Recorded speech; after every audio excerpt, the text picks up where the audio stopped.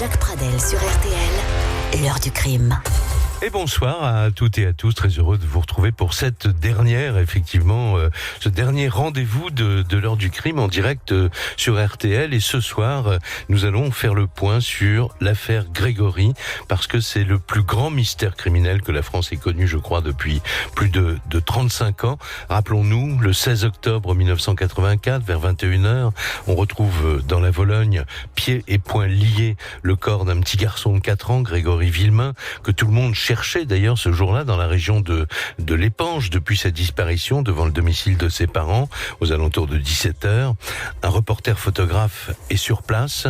La photo de cet enfant mort dans les bras d'un pompier en pleurs fera le tour du monde. Et c'est le début d'une incroyable affaire, d'un incroyable et regrettable feuilleton judiciaire, policier, médiatique, qui va bouleverser la France au rythme de ses multiples rebondissements. L'arrestation de Bernard Laroche, accusé d'avoir tué le petit Grégory. Bernard Laroche abattu un mois plus tard par Jean-Marie Villemain. Christine, la mère de Grégory, mise elle-même en accusation, incarcérée 11 jours avant d'être libérée, puis lavée de tout soupçon 8 longues années plus tard. Et puis les derniers coups de théâtre, on les a tous vécus au printemps 2017 et l'année suivante, 2018, des mises en examen pour séquestration suivies de mort, des incarcérations, puis des assignations à résidence, des remises en liberté, la garde à vue de Muriel Boll de 1984 annulée et déclarée non constitutionnelle. Enfin, au-delà du gâchis, du chaos, des erreurs, une certitude, et c'est ce soir celle que nous allons développer avec mes invités, l'affaire n'est pas terminée. Avec les avocats de Christine et Jean-Marie Villemain, nous allons parler donc d'avenir et d'espoir, car les parents de Grégory demeurent persuadés qu'ils réussiront à faire éclater la vérité. Ils n'ont jamais baissé les bras, et c'est pourquoi cette affaire fait partie de celles qui m'ont le plus marqué ces 10 dernières années. 20h, 21h. Jacques Pradel sur RTL, L'heure du crime. Et rebonsoir à toutes et à tous. Voici donc une nouvelle et dernière édition de l'heure du crime après 10 ans passés sur RTL à plusieurs heures de la journée, en début d'après-midi et puis le soir depuis plusieurs années. Voilà, je voulais simplement, vous savez que j'aime pas trop la grandiloquence, donc simplement merci pour le succès de l'émission qui doit tout à votre fidélité. Je m'adresse à ceux qui écoutent cette émission, et puis merci évidemment à toutes les équipes qui m'ont entouré depuis ces 10 ans, et j'en dirai un petit peu plus à la fin de l'émission. Ça s'appelle un teasing, ce que je viens de faire. Ce soir donc, pour cette dernière émission, le combat pour la vérité de Christine et Jean-Marie Villemain.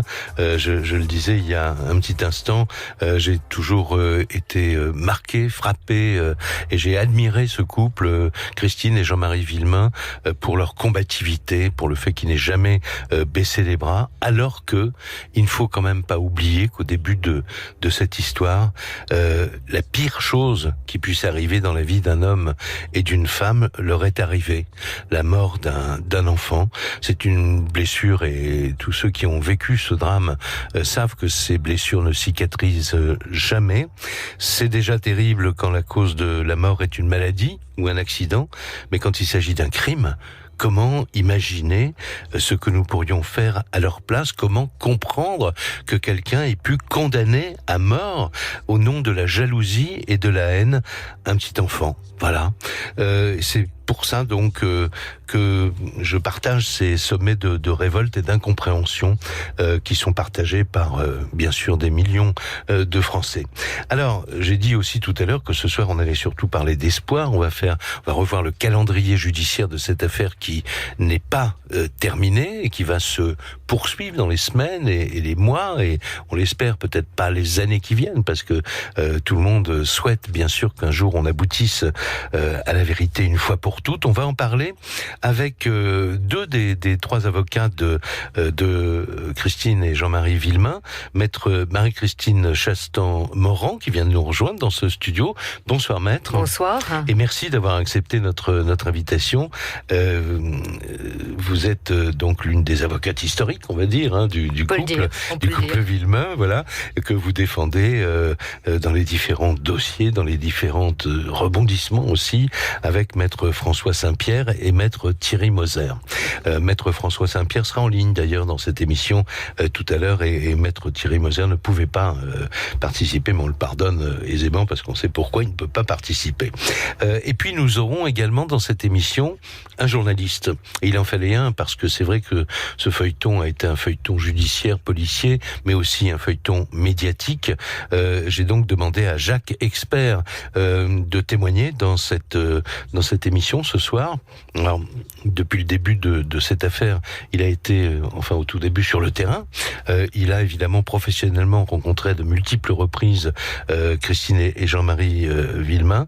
Et à ma connaissance, on va vérifier ça avec lui tout à l'heure, il est toujours, sinon proche, c'est pas un intime, mais enfin, il s'intéresse aussi et il partage notre admiration pour le combat de ce couple admirable.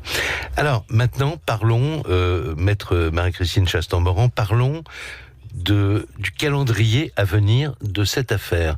Quand on dit espoir, vous le fondez sur quoi et que va-t-il se passer dans les prochains mois ou dans les prochaines semaines ? Bien déjà, nous allons pouvoir maintenant repartir sur le fond de l'affaire, puisque comme vous l'avez dit, il y a eu des problèmes de procédure qui ont dû être examinés.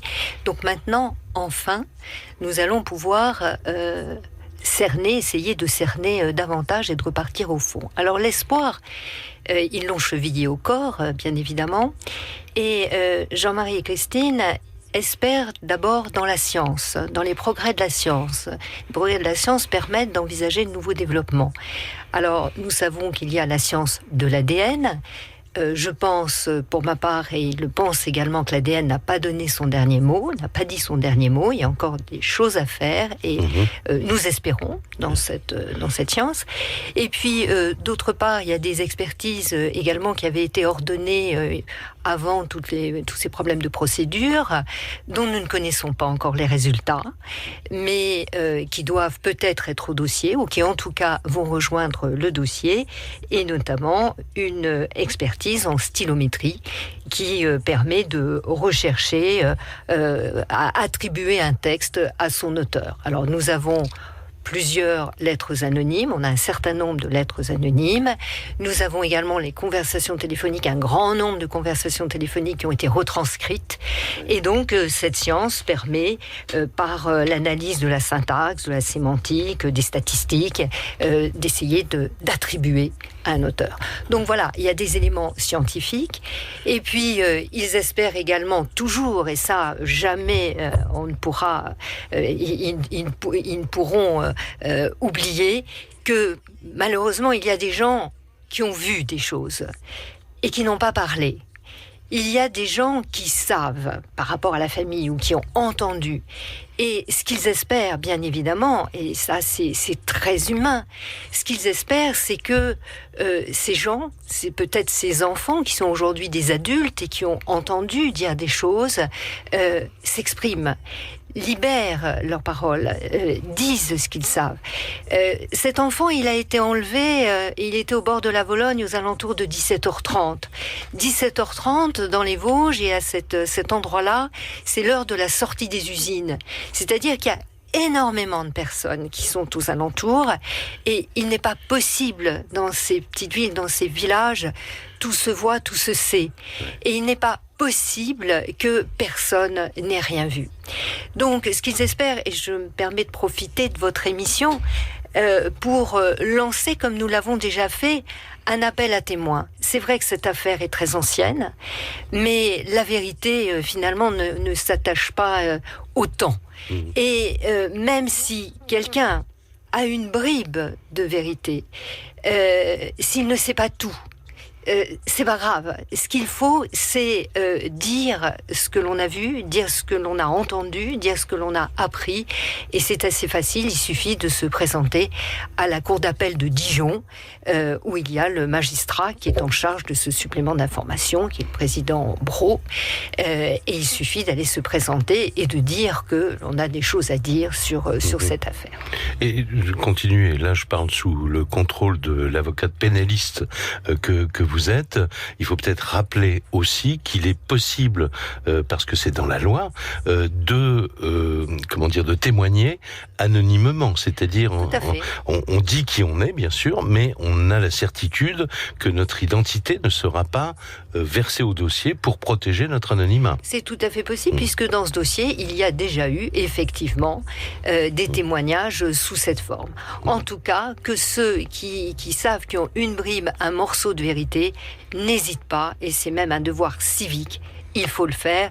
Et Christine et Jean-Marie Villemain, comme vous l'avez rappelé, qui ont vu leur enfant assassiné, l'enfant de 4 ans assassiné, qui ensuite ont connu les pires choses dans ce dossier, vraiment méritent de savoir. Et si leur combat, parce que c'est véritablement un combat pour la vérité, pour savoir quels ont été les derniers moments de leur petit garçon, s'ils conduisent ce combat, eh bien, ils méritent d'être aidés. Alors, on va vous retrouver dans la suite de l'émission, bien sûr, ainsi que Maître François Saint-Pierre, comme je disais tout à l'heure. Et tout de suite après la pause, c'est Jacques Expert, donc journaliste, ancien directeur des programmes d'RTL, au passage, mais qui est un des meilleurs connaisseurs du dossier Grégory, comme on dit. C'est Jacques Expert, donc, qui va nous parler du combat de ce couple pour la vérité, un combat qu'il mène depuis maintenant plus de 35 ans. 20h, 21h, L'heure du crime. Jacques Pradel sur RTL. 21h, L'heure du crime. Jacques Pradel sur RTL. Et à la une de l'heure du crime ce soir, le combat pour la vérité de Christine et Jean-Marie Villemain. Jean-Marie Villemain, vous êtes jeune, votre femme aussi. Est-ce que vous pensez pourquoi ? Qu'est-ce qui vous en veut à ce point ? Je ne sais pas. Je peux pas savoir. Est-ce que vous avez une petite idée ? J'en ai une, mais je la garde. La personne qui a appelé a dit le chef. Et pourquoi ? Vous êtes le chef ? Le chef, il m'appelle le chef depuis que je suis passé agent de maîtrise, c'est tout. C'est d'une manière gentille ou c'est méchant ? Est-ce que vous avez des adversaires ? Non. Non, j'en ai pas. Les enquêteurs disent que la personne qui a fait ça est dans le cercle familial. Vous y pensez ? Personnellement, oui, mais il paraît que non. On verra. J'attends. Pourquoi ? On vous a dit le contraire ? Non, mais on attend. Je fais confiance à la gendarmerie, ils font leur travail. Ils font du mieux que possible. Je les ai encore vus ce matin, il n'y a rien de nouveau pour l'instant. Mais qu'est-ce qui pouvait vous en vouloir à ce point-là ? On en voulait à votre réussite ? Une réussite, il y en a beaucoup qui ont des réussites comme ça. J'ai pas gagné au loto, hein. Seulement je travaille, ma femme aussi, c'est tout. Ce qu'on a, on travaille pour l'avoir. Il y en a beaucoup comme ça. Seulement il y en a qui sont feignants, qui envient les autres, ceux qui travaillent, c'est tout. Jusqu'au point de s'en prendre à votre fils ? Il y a des fous sur Terre, c'est tout. Sincèrement, Jean-Marie Villemain, est-ce que vous pensez que le meurtrier, l'assassin de votre fils, vous le connaissez ? Moi je le connais. Je le connais, oui. 18 octobre 1984, c'est 2 jours après la découverte de l'assassinat du petit Grégory. Jean-Marie Villemain répondait aux questions du correspondant d'RTL dans la région, Jean-Michel Bézina. Bonsoir Jacques Expert. Bonsoir. Merci d'avoir accepté notre invitation ce soir. Donc vous l'avez entendu, nous parlons... on va pas refaire l'affaire Grégory. On parle d'avenir, comme on a commencé à le faire avec Maître Chastan-Morand. Et puis, on parle aussi du combat de ce couple dont on peut se demander comment ils tiennent le coup malgré la pression ou les pressions médiatiques dont on va reparler tout à l'heure ensemble. Mais d'abord, quel est votre votre éclairage personnel sur le combat de ces personnes que vous avez fini par connaître bien parce que vous suivez cette affaire depuis le début. Je ne l'ai pas quitté, cette affaire. Vous avez dit tout à l'heure, en démarrant l'émission, il n'y a pas de pire chose dans la vie d'une mère, c'est de perdre un enfant. Mais dans le cas de Christine Villemin, il y a pire. C'est qu'elle a été accusée d'avoir tué cet enfant. Je crois qu'il n'y a pas de plus douloureux à subir que ces accusations-là, dont elle a été heureusement lavée ensuite et totalement innocentée. Mais vous imaginez, on perd un enfant et ensuite on est accusé de l'avoir tué. Je pense que c'est la pire des choses qui peut arriver à une mère quand elle n'a pas tué son enfant. Alors, vous me demandez de parler de ce couple. Ce couple a refait sa vie. Et ce qui est frappant pour les gens qui peuvent encore les croiser, et dans les témoignages que je peux avoir, et dans mon propre témoignage, ce qui est frappant, c'est que c'est un couple positif. C'est-à-dire que, vous savez, quand il y a un drame de cette dimension qui vous frappe, souvent les couples n'y résistent pas, éclatent, explosent, se font des reproches, etc. Ce couple est resté soudé, et je dis pas qu'il a reconstruit la vie, mais une vie. Mais en tout cas, il s'est construit de façon solide, une vie, mais surtout un avenir. Et cet avenir repose sur des enfants 3 enfants qui sont nés, qui ont de belles situations, sur une vie qu'ils ont construite en lointaine banlieue parisienne, enfin dans le bassin parisien. Et c'est ce qui frappe, c'est qu'à la fois ils sont dans le présent, c'est-à-dire ils sont grands-parents, ils ont envie que leurs enfants vivent bien, profitent, etc. Mais ils n'ont pas oublié. Et c'est ce mélange entre la foi qu'ils ont en eux et la foi qu'ils ont dans ce besoin de vérité qui est frappant dans ce couple, accueillant, souriant et positif. Et moi, c'est ce côté positif chez eux qui me frappe le plus. Alors, on va se retrouver tout à l'heure. Je voudrais juste ajouter à ce que vous venez de dire que la détresse qu'on a entendue dans ce document terrible que on vient de rediffuser, qui date de 2 jours après la découverte du corps de l'enfant, la détresse, évidemment, l'enfant est mort, la détresse des parents, on la comprend. On sait que c'est un assassinat, on sait que l'enfant a été tué, mais quand on sait quelque part dans sa tête que celui ou ceux qui ont décidé la mort de cet enfant font peut-être certainement partie d'un clan familial, d'une partie de sa propre famille, alors ça devient vraiment insupportable. Et c'est ce que on va entendre maintenant à travers un autre document qui date du mois de décembre 1984. Bernard Laroche a été accusé. Il continue de clamer son innocence depuis la prison de Nancy où il a été incarcéré, mais Jean-Marie Villemin n'a aucun doute sur sa culpabilité. Écoutez le témoignage qu'il livre toujours à notre correspondant dans la région, Jean-Michel Bézina. Pour moi, oui, j'ai l'intime conviction que ce serait Laroche, pas de problème. Il faut pas oublier le témoignage de la Muriel qui est vraiment précis sur certains niveaux. Et puis le témoignage de la Isabelle qui dit que Muriel a vu Laroche jeter un sac bleu à la Vologne.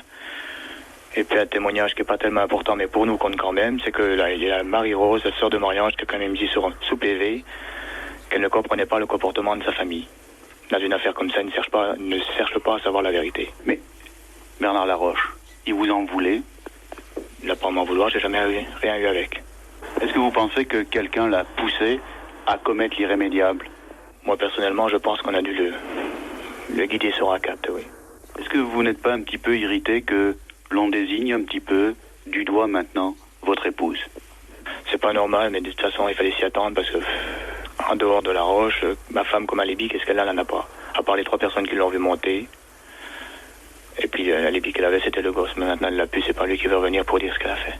Vous serez tranquille quand? Quand je saurai toute la vérité. Et cette vérité, selon vous, elle est de quel côté? Vers vos frères? Vers vos sœurs? Ou vers d'autres personnes? La vérité est dans la famille, de toute façon. Je veux pas donner de détails, mais la vérité est dans la famille, sûr.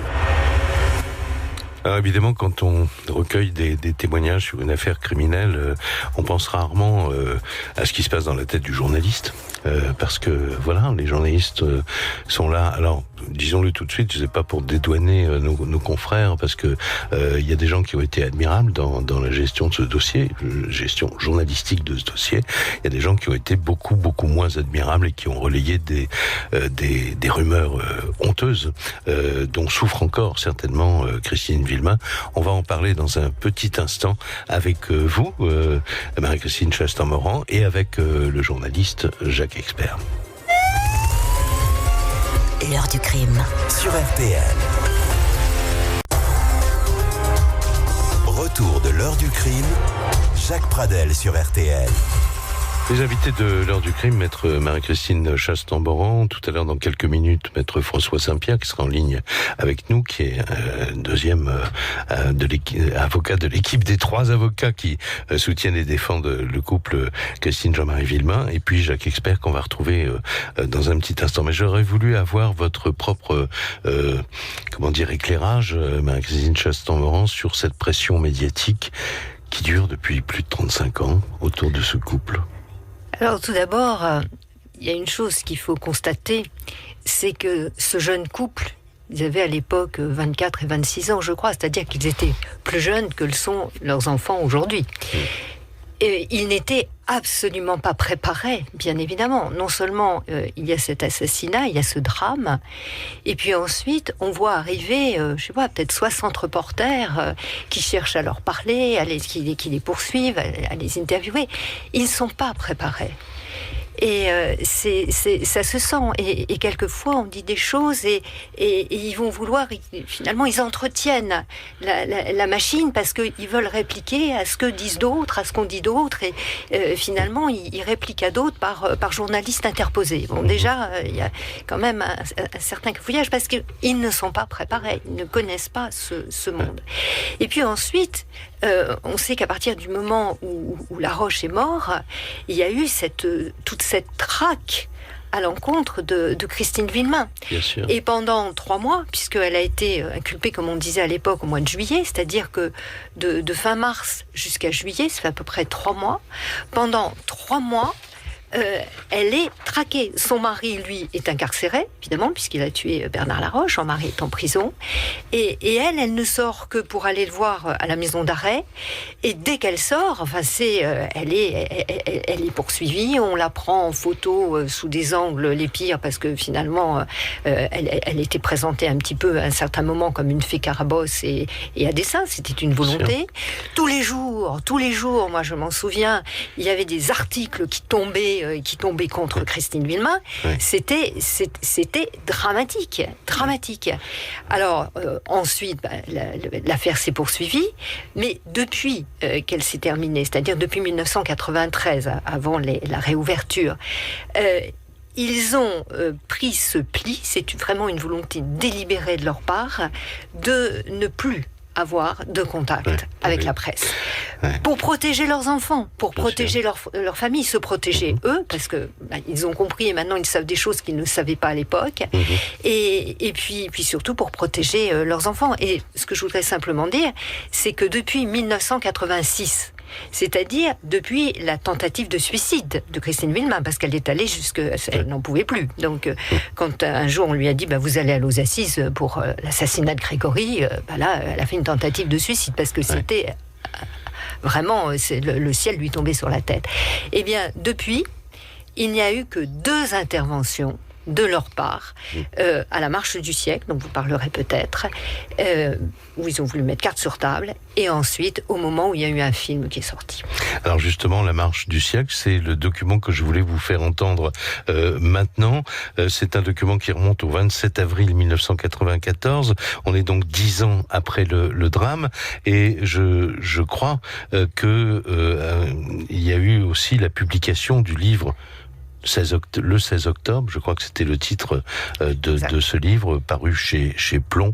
Et Jean-Marie Cavada, donc, qui présente la marche du siècle, demande à Jean-Marie Villemain s'il a un jour, au moment de toutes ces accusations d'infanticide contre sa femme, est-ce qu'il a un jour douté de sa femme ? Jamais, jamais, jamais. Au grand nom, jamais. Mais c'est pas l'amour qui rend aveugle, non. On avait vécu un bonheur avec Grégory, c'était C'était évident. C'était évident, mais plus qu'évident. Et vous, madame, est-ce que vous avez pensé que votre mari, du fond de la prison où il se trouvait, pouvait commencer à douter de vous? Ou pas du tout non plus? Pas qu'il douterait de moi un seul instant. Il m'avait vu avec Grégory, donc l'amour que je portais à mon enfant, l'amour que je lui portais, notre vie de couple et tout. Mais ce que j'avais peur, c'est que les gens de l'extérieur, donc je parle avocats qui étaient dans le dossier, ou magistrats, arrivent à force, parce qu'il était enfermé, donc je veux dire, il était dans un milieu aussi où on devient nuisible, on prend les coups et puis il faut encaisser, puis au moment où on dit bon, il faut que je sorte de cette prison, le seul moyen c'est de marcher comme il dit. J'avais cette peur qu'ils arrivent à le forcer, à le convaincre pour qu'ils se mettent aussi de leur côté et puis qu'ils se mettent contre moi. C'était celle, mais venant de l'extérieur, mais pas de lui, de son plus profond de lui-même. Un extrait donc de cette émission La Marche du siècle d'avril 1994. Jacques Expert, quel regard vous portez sur nos confrères et sur ces soubresauts médiatiques et aussi, il faut le dire, que une des journalistes qui était chargée du dossier pour une radio voisine, qui était Europe 1 à l'époque, Laurence Lacour, n'a pas, a voulu changer de métier après. Au bout d'un moment, elle a écrit ce livre que je recommande à tout le monde de lire sur l'affaire Le bûcher des innocents. Qu'est-ce que vous pensez de ce qui s'est passé, ce qu'on pourrait appeler les dérives médiatiques? Jack? Ah, pardon. Oui. Je pensais vous poser la question à Maître Chaston. Non, je voudrais rebondir juste à ce qu'a dit tout à l'heure Maître Chaston en disant que Jean-Marie Crécy-Villemin n'était pas préparé. Mais c'est toute une région, tout un appareil judiciaire, même une presse locale qui n'était pas préparée à ce tsunami qui a déferlé sur Épinal et sur les Penches sur Bologne. Donc c'est ce qui explique aussi les débordements de cette affaire. Et je voudrais ajouter une chose qui, vous savez que, généralement, les époux Villemin n'aura jamais une émission qui leur est consacrée. Donc je pense qu'ils nous écoutent. J'en ai pas la certitude, mais je pense qu'ils nous écoutent. Et vous leur avez fait subir un petit supplice en passant quelques sonores tout à l'heure. Bien sûr. Parce qu'ils ont entendu la voix de leur tortionnaire. Le journaliste de RTL a été dans cette affaire-là leur tortionnaire. Le mot est un peu n'est pas fort, c'est la réalité. C'est un journaliste, je peux vous citer, qui a dit au capitaine Sesma un jour, il lui a dit je parie que c'est la mère et je vous parie de champagne que c'est elle. Terrible, donc il a dit ça. Et moi, j'affirme ici l'avoir entendu dans le bureau du juge Lambert, derrière la compagnie de notre journaliste qui s'appelle Jean-Michel Karadec de Paris Match, qui a confirmé ce que je voulais vous dire. Il a dit au juge directement quand est-ce que tu vas l'inculper, cette salope. Ce sont les termes qu'il a employés, que j'ai entendus en parlant évidemment de Christine Villemin. Donc entendre la voix de Jean-Michel de Villena des années après, je pense que c'est encore douloureux pour eux. D'autant plus, alors je sais bien qu'entre avocats on n'aime pas trop dire du mal des uns des autres, mais c'est vrai que dans cette affaire il y a eu un trio diabolique, je le dis, qui est un avocat, un policier et un journaliste, celui dont on vient de parler, qui ont uni leurs forces pour faire tomber Christine Villemin. Et ça, je pense que journalistiquement, parce que parfois dans les affaires judiciaires ou dans n'importe quelles affaires, les journalistes peuvent raconter parfois racontent des bêtises, etc.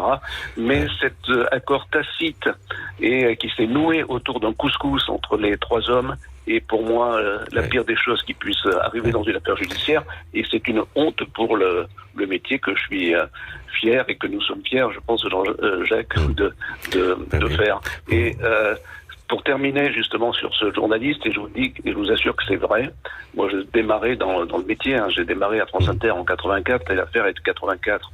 Donc lui était un vétéran, moi j'étais un jeuneau à l'époque, et un soir, je m'en souviens parfaitement, il est venu frapper à la porte de ma chambre d'hôtel. Il était 10h du soir, je pense qu'il avait il avait passé la soirée avec ses compagnons, parce qu'il représentait quand même sa force et qu'il avait à peu près 80% du pouvoir médiatique de l'époque. Il est venu frapper, parce qu'il savait que moi j'avais un peu un esprit critique déjà sur son comportement. Il est venu frapper, il était au bord des larmes, et il m'a dit, tu sais, si c'est pas elle, je suis une ordure. Voilà ce qu'il m'a dit. Ouais. Vous m'apprenez ce que vous venez de dire. J'avais entendu dire que ce journaliste avait été à l'origine de rumeurs sur la culpabilité éventuelle de Christine Villemain, mais je ne savais pas. Je découvre donc avec ceux qui nous écoutent ce que vous venez de dire. Mais on comprend mieux le dégoût de notre consoeur Laurence Lacour, dont j'ai pas cité le nom tout à l'heure, qui voilà, à un moment s'est dit je peux plus faire ce métier, et qui a écrit quand même ce livre. Heureusement que ce livre reste un témoignage absolument extraordinaire de la manière dont s'est déroulée cette affaire. Une pause tout de suite, et puis nous allons retrouver Maître François Saint-Pierre. Retour de l'heure du crime, Jacques Pradel sur RTL. Les invités de l'heure du crime, où nous évoquons ce soir le combat de Christine et Jean-Marie Villemain à travers tous les rebondissements, les soubresauts, les rumeurs, les horreurs, on peut dire, de l'affaire, ce qu'on appelle l'affaire Grégory. On en parle avec maître Marie-Christine Chastan-Morand, Jacques Expert que vous venez d'entendre, journaliste qui était sur le terrain à l'époque en 1984, et maintenant avec maître François Saint-Pierre, qui est avocat pénaliste également et qui représente, comme ses confrères et consoeurs, les intérêts du couple Villemain. Bonsoir maître. Bonsoir Jacques Pradel. Alors, j'ai envie de vous poser, d'abord de ne pas vous enfermer dans une question précise, mais de vous demander l'éclairage que vous pouvez nous donner au jour d'aujourd'hui sur cette affaire. Est-ce que vous partagez, j'allais dire, sinon l'optimisme, tout au moins l'espoir que semble avoir d'abord Christine et Jean-Marie Villemain, et dont maître Chastan-Morand a témoigné tout à l'heure. Vous pensez que l'affaire peut avancer encore du côté, on a parlé du côté ADN, mais moi j'avais envie de vous demander du côté de, est-ce qu'il y a encore quelque chose à faire pour identifier le ou les corbeaux? C'est l'espoir, c'est la détermination aussi, et puis la confiance dans la justice. Je confirme à Jacques Expert que, bien sûr, que Jean-Marie et Christine Villemain nous écoutent ce soir, et chaque fois, ces enregistrements qui repassent sont des blessures ravivées pour eux. Ils ont vécu le pire, mais ils ont vécu aussi le meilleur. Laurence Lacour a été une journaliste remarquable. Aujourd'hui encore, son livre fait autorité. Vous, Jacques Pradel, vous avez toujours accordé une attention très, très bienveillante et humaine, et ils en sont très reconnaissants. Je voudrais dire qu'aujourd'hui, ils savent qu'il y a des enquêteurs de la gendarmerie qui sont parfaitement déterminés pour continuer jusqu'au bout, pour faire tout ce qui est possible. Et puis je leur ai dit, parce que je le connais bien, que le nouveau magistrat chargé du dossier, depuis 1 an à peu près, Dominique Brault, le président de la chambre d'instruction de Dijon, est un excellent magistrat qui s'est totalement investi dans le dossier. Ce que je trouve extraordinaire, c'est que plus de 35 ans après le crime, il y a toujours des journalistes, des gens de justice, des magistrats, des gendarmes, des avocats qui restent déterminés. Parce que ce qui s'est produit, vous l'avez tous dit, est un crime si atroce qu'on ne peut pas laisser tomber une telle enquête jusqu'à ce que tout ce qui est possible de faire l'ait été. Alors, est-ce qu'on y parviendra? Mais personne ne connaît la fin de l'histoire. Ce qui est bien certain, c'est que si on se démotive, si on ne fait plus rien, on n'y arrivera pas. Moi, je crois, tout comme Marie-Christine vous l'a dit, que les preuves scientifiques peuvent encore résoudre l'énigme. Mais il y a aussi, comme dans toute affaire criminelle, une très grande part d'humanité. Et je redis avec Marie-Christine que ceux qui savent ce qui a pu se passer ou qui ont des bribes d'informations, ils doivent en parler. C'est du civisme. Franchement, ne pas parler, garder ça pour soi, une sorte d'omerta de la Vologne, quand il s'agit de l'assassinat d'un gosse de 4 ans, c'est pas glorieux. C'est vraiment inadmissible. C'est infâme. Et donc, la seule attitude digne et humaine maintenant, c'est que les choses soient dites. Et je crois que ça sera un bien pour tout le monde, c'est-à-dire toutes les personnes qui vivent dans cette région, mais évidemment, il y a avant tout pour Christine et Jean-Marie Villemin. Alors, j'évoquais tout à l'heure le coup de théâtre du printemps 2017 et ce qui a précédé les mises en examen pour enlèvement, séquestration, suivi de mort. Avait été, ce qui a précédé, donc, c'était ce rapport de la gendarmerie qui travaillait depuis, à la demande de la juge, depuis 2008, je crois, depuis l'année 2008, en revisitant l'ensemble de l'affaire, en se servant de ce fameux logiciel d'expertise criminelle Anacrime, en croisant tout ce qui avait été dit dans les témoignages, en essayant de trouver les contradictions, et ce rapport avait été précédé, je crois, de mémoire, le 10 mai 2017, c'était les experts du département sciences de l'analyse criminelle de la gendarmerie qui avaient publié 48 pages.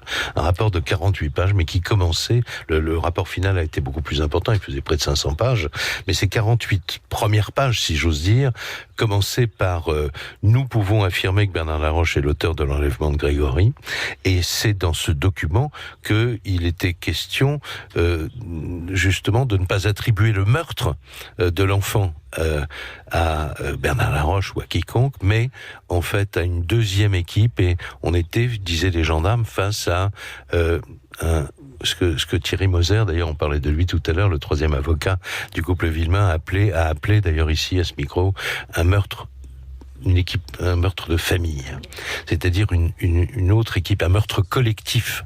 Est-ce que c'est votre analyse également? Est-ce que vous partagez cette analyse, Maître Saint-Pierre? Oui, je trouve que Anacrime, c'est un logiciel qui permet de mettre en connexion une multitude d'éléments d'un dossier. Donc c'est une aide.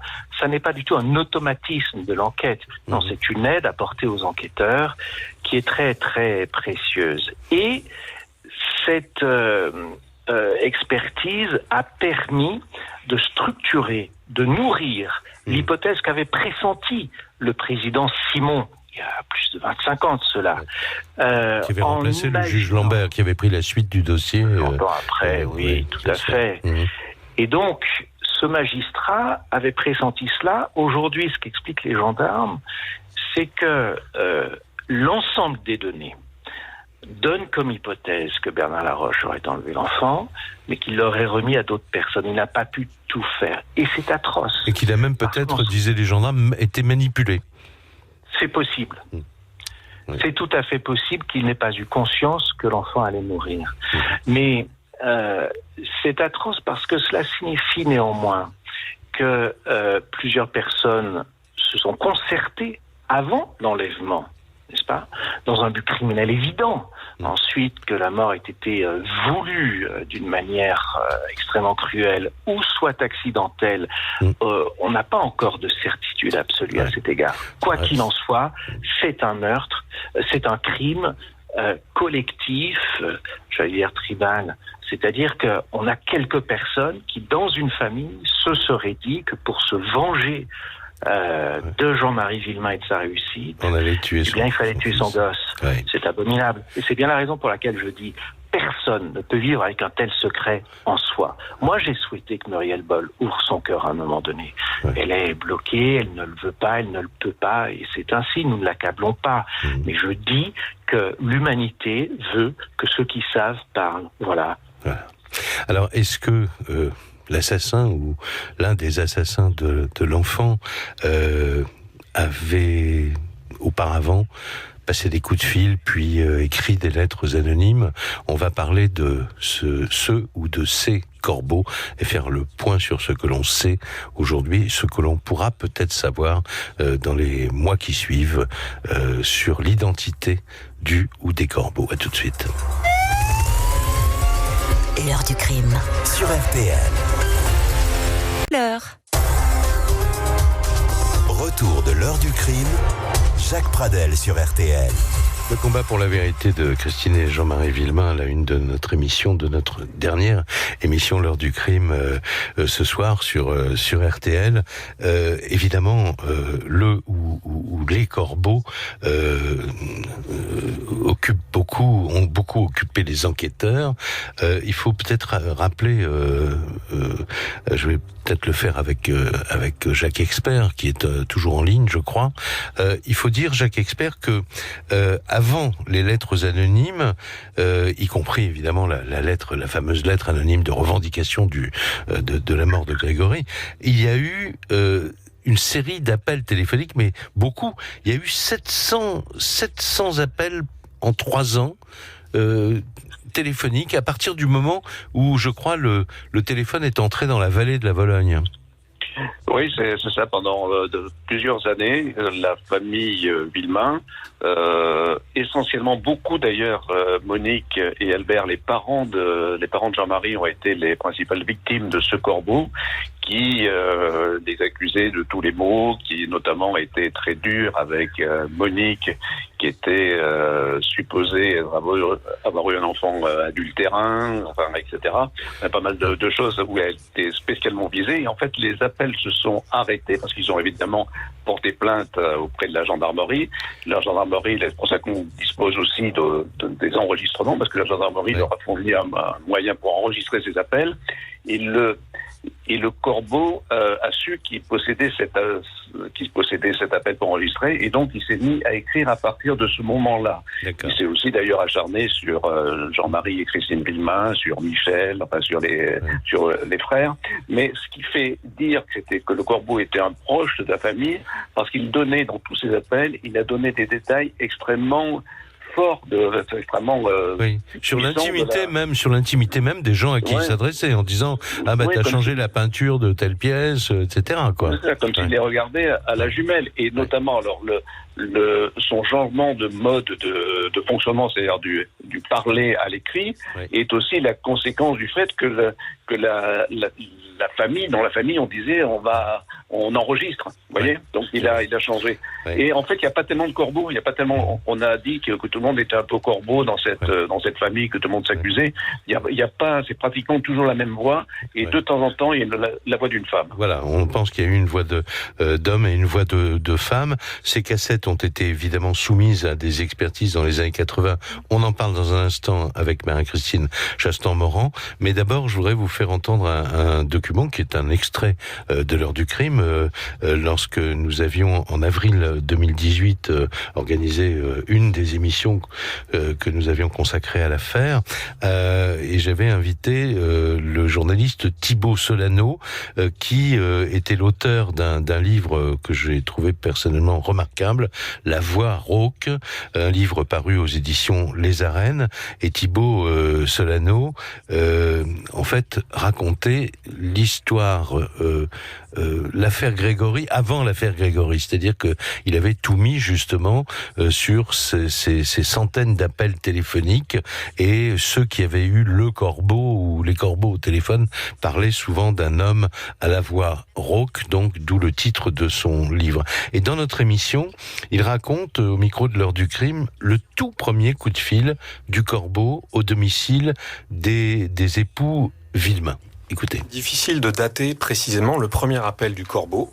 On sait qu'au premier semestre de l'année 1981, il y a plusieurs appels silencieux qui sont donnés chez les grands-parents de Grégory, Albert et Monique, mais c'est difficile de les attribuer au corbeau parce que c'est silencieux. Mais le premier appel parlé, il survient en septembre 1981. C'est Jean-Marie Villemain qui décroche le téléphone, il est minuit, et il entend d'abord une musique, un disque qu'on passe à côté du combiné. Et c'est une chanson qui est à la mode, un peu paillarde, qui s'appelle Chef, un petit verre, on a soif. Et au début, ça le fait plutôt rire. Et puis, il s'aperçoit qu'il y a une voix de femme qui chante les paroles, mais un peu en décalé, un peu en retard. Il essaye de nouer un dialogue, mais il n'y arrive pas. La femme continue à chanter. Et il y a 2 appels.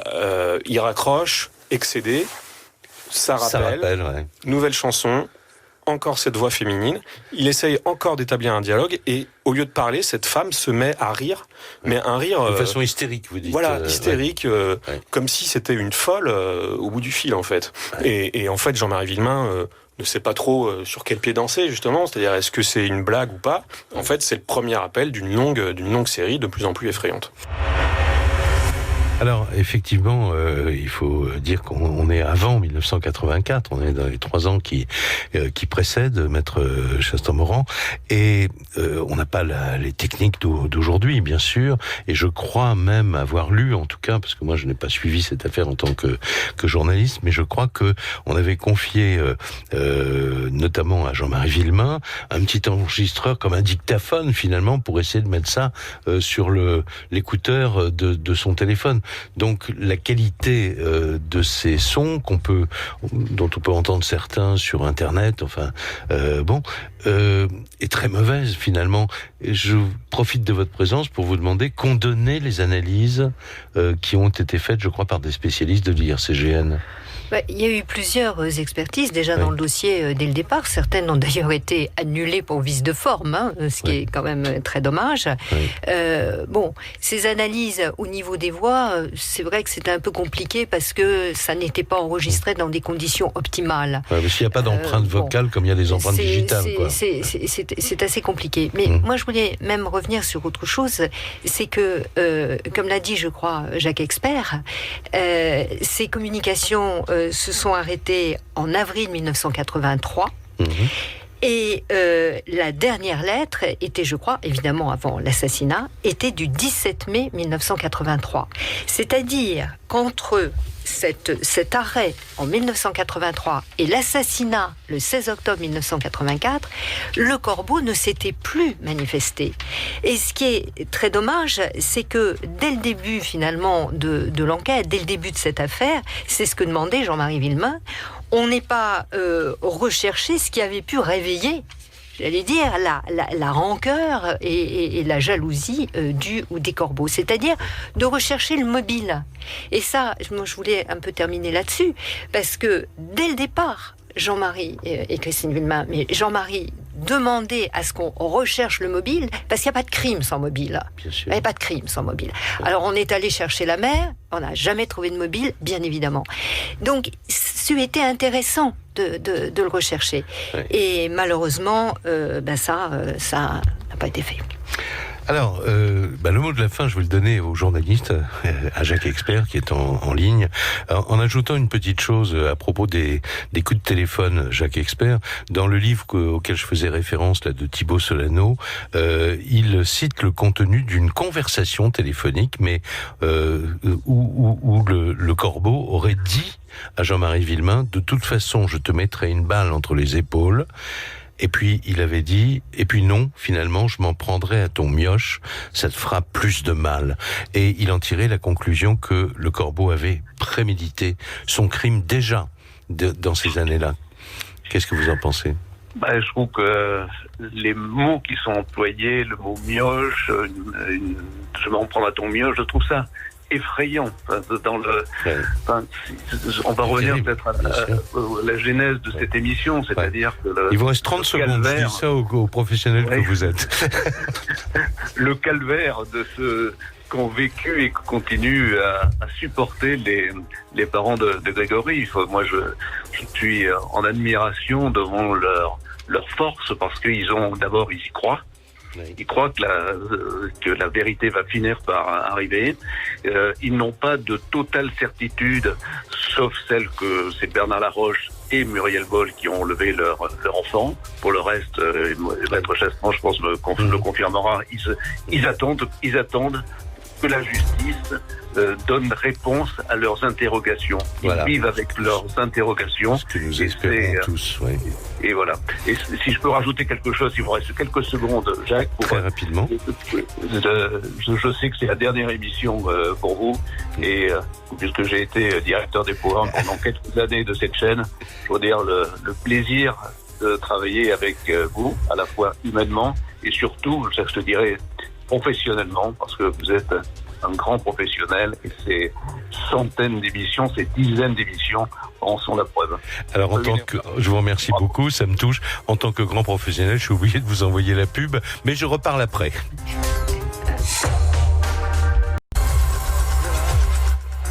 Eh bien voilà, merci de m'ouvrir le micro une dernière fois, Marc Bisset. Je voudrais simplement vous dire, et vous l'entendez à mon ton, que bien sûr, 10 ans, il y a toujours un petit pincement au cœur quand on arrête une belle aventure comme celle-là. Et l'heure du crime pendant 10 ans, ça a été une très très belle aventure que j'ai partagée ces dernières années avec Justine Vignot, avec Amandine Lemaire, dont vous entendez les noms tous les soirs, mais on pense aussi au lointain passé, à Perrine Suquet par exemple, avec qui nous avons démarré cette aventure, d'ailleurs sur une autre radio avant de venir à RTL. Et puis autrement, c'est des prénoms, Margot, Charlotte, Laure, David, qui est là ce soir, Émilien et d'autres. Ce sont des équipes et j'ai toujours tenu à dire leur nom à l'antenne parce qu'ils font d'abord un travail remarquable. Un petit peu plus dans l'ombre que le présentateur, mais il mérite vraiment un très très grand merci. Merci à tous. Il est 21h, vous êtes sur RTL.